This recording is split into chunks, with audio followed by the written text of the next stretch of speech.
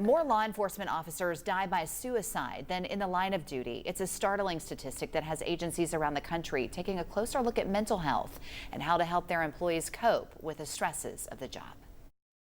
I just roll around waiting on calls. Officer Nick Bowling spends most days responding to calls on Knoxville's east side. I had a domestic there one day. But one call last summer caught him off guard. There's always that one call. At a traffic stop, he and his partner found a man barricaded inside his car with a shotgun. And the driver, he turns to the passenger, kisses her on the forehead, takes out a gun and shoots and kills himself right in front of me and my partner. They were on the scene for just 3 minutes. There was no de-escalation. There were no warning signs.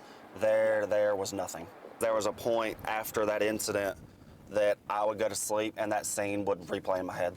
That event triggered past trauma from the sudden death of his former classmate in the police academy, a day forever etched in his memory. I get a phone call from a very good friend of mine now that Madison took her own life. She died by suicide. On average, law enforcement officers are exposed to 800 traumatic events during their career. For the average citizen, it's 3 or fewer. 35% of police officers report having PTSD as a result of the situations they encounter. Recent reports reveal more of them die by suicide than in the line of duty. A friend of mine from New Orleans that I knew for a very long time, and he retired and he drove out of state and committed suicide. And it literally, it shattered me because that was someone that you never would have ever thought would take their own life. Knoxville Police Chief Paul Noel says it's a problem the profession has struggled with for years. He recently visited Louisville Metro PD to see how their new state-of-the-art wellness center is helping officers with everything from physical fitness to mental health. This profession has changed a lot, but I think we still have a way to go, long way to go, to not only to erase that stigma, but also as leadership to encourage that and make more and more options available. KPD has an on-site mental health provider available 24/7 to talk officers through traumatic events. A peer support team made up of 37 sworn officers, chaplains, and retired and civilian employees also assist employees and their families.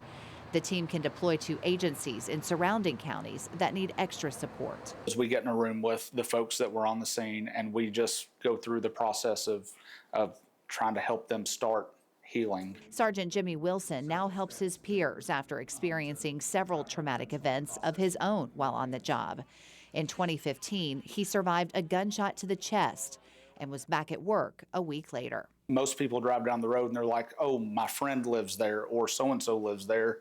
And we think of, oh, this is where this car wreck happened or that car wreck happened. If I know it means something to them, then it means something to me.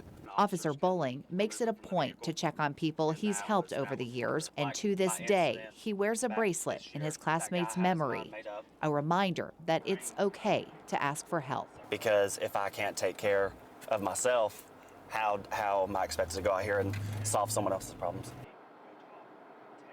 Now, KPD's peer support team was recently recognized on a national level for their work in police wellness. There's also a state support team available to agencies in our area.